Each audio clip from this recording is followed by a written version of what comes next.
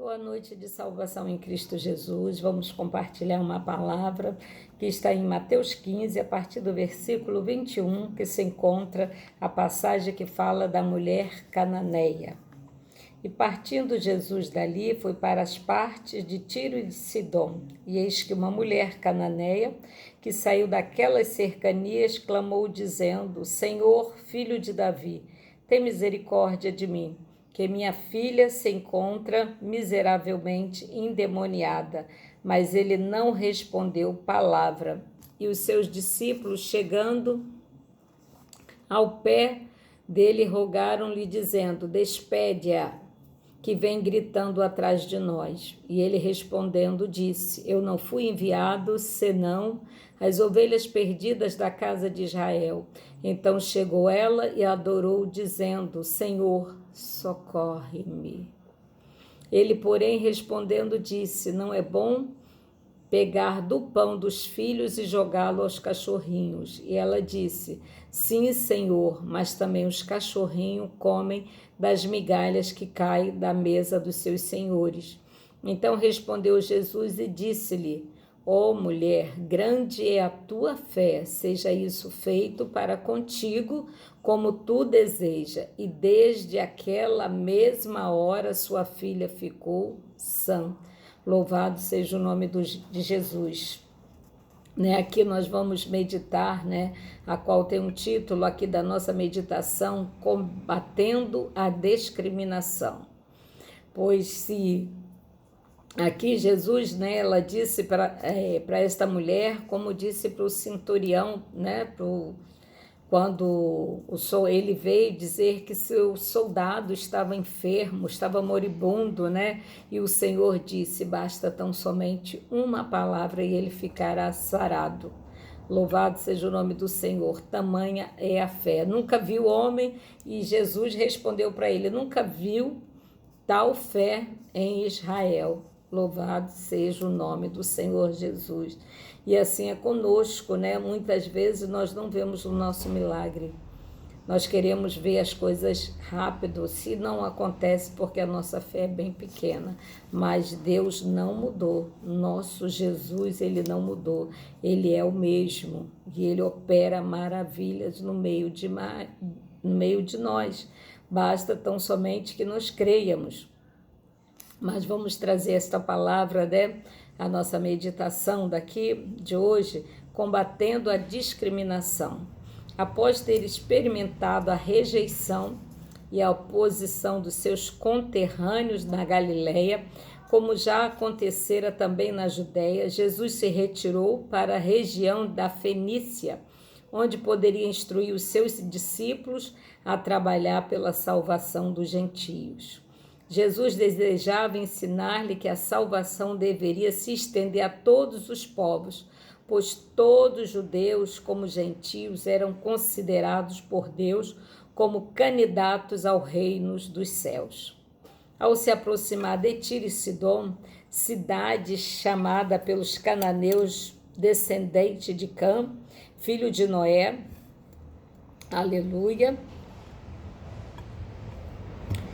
desse filho, uma mulher saiu ao seu encontro, clamando, angustiada por sua ajuda. Jesus, fazendo-se de surdo, como faria qualquer judeu em relação ao estrangeiro, principalmente se fosse mulher, continuou o seu caminho, parecendo não se importar com seu doloroso clamor.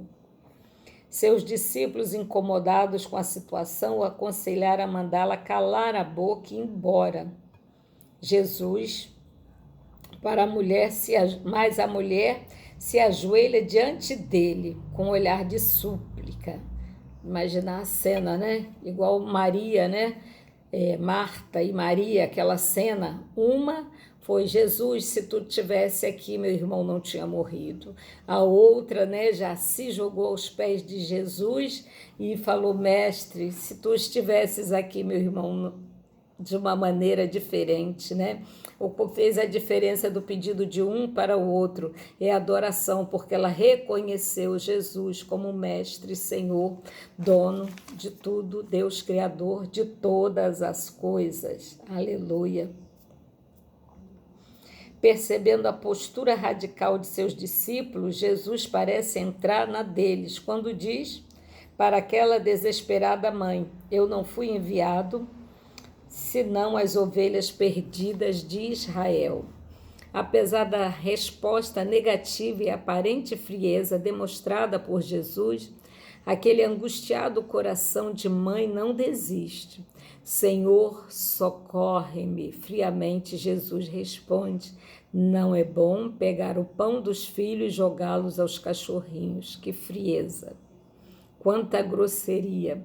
Como Jesus podia tratar uma mulher de maneira tão descortês?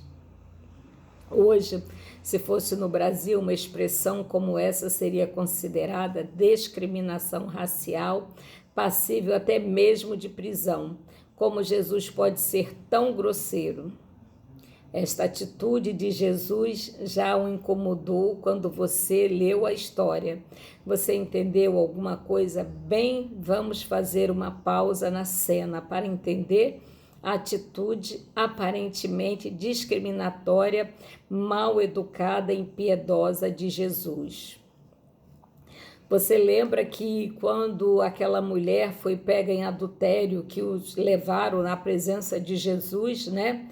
Que disse que entregaram ali ao Senhor, né? Jesus escrevendo na areia e escrevendo continuou, não dando atenção, né? Simplesmente de cabeça baixa ele respondeu: aquele que não tem pecado que atire a primeira pedra. Então todo mundo foi se ausentando, né? E o que Jesus disse para aquela mulher? Vai e não peque mais, né? Na verdade, Jesus estava fazendo uma encenação ao agir daquela maneira. Ele estava ensinando os seus discípulos, né? Estavam treinando-os.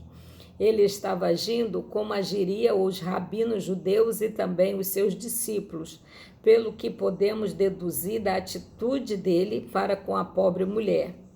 Jesus tinha a intenção de despertar compaixão no coração dos seus discípulos, fazendo-os entender que os gentios não eram tratados como deviam. A mulher estava de frente para Jesus e percebeu que a compaixão do seu olhar não condizia com as suas palavras.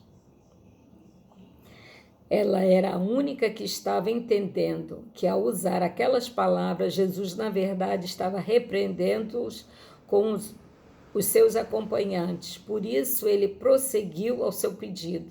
Após elogiar-lhe a fé, Jesus concede-lhe o milagre que foi solicitado. Este milagre foi feito à distância para mostrar que não importa o que distância de Deus se encontre, porque ele é onisciente e onipresente. Ele ouve sempre as nossas orações e nos concede o que a nossa fé solicita.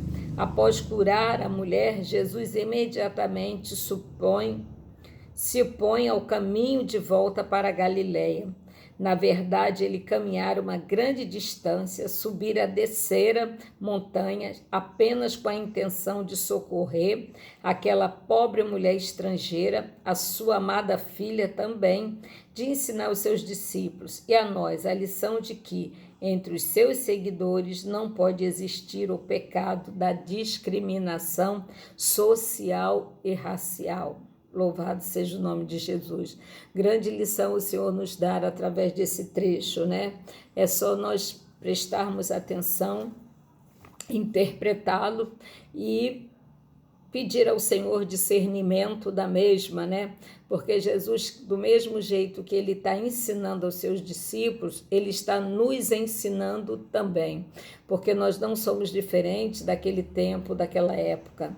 Nós vivemos situações adversas, porque a palavra de Deus ela é tão real, tão viva, tão eficaz, que este tempo que foi escrita, essas situações que foi passada, já tem muitos anos, muitos anos, mas ela continua tão real no nosso tempo presente. Quantas vezes nós não deparamos com uma situação dessa? Né, que alguém vai pedir, se humilhar até, né, para salvar, principalmente quando se trata de filhos, né?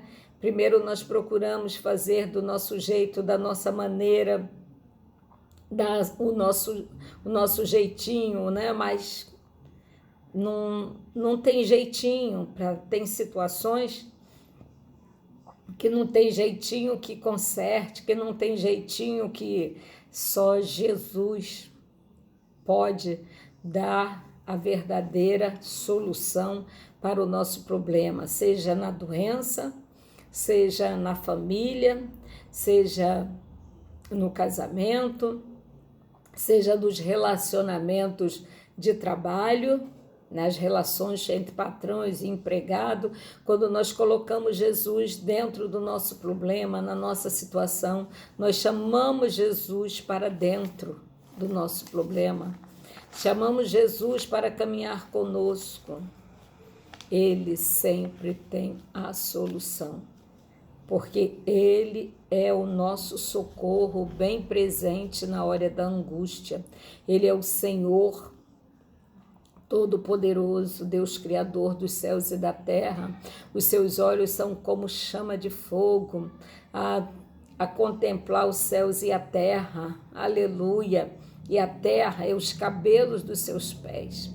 E o controle da nossa, da minha, da tua vida não saiu das mãos de Deus. Simplesmente Ele permite que nós passamos por si para nós reconhecermos que sem Ele nada somos, sem Ele nada podemos fazer. Amém? Que os irmãos fiquem com essa palavra, né? E que guarde no seu coração, né? Porque nós não somos nada sem Jesus. Nós somos necessitados da graça do Senhor todos os dias. Amém? Uma boa noite de salvação. Compartilhe essa palavra, né? Dê um like, se inscreva no canal para que ele venha crescer, né? Para que eu possa estar cada dia mais sendo instrumento nas mãos de Deus, né? Para a tua vida. Amém?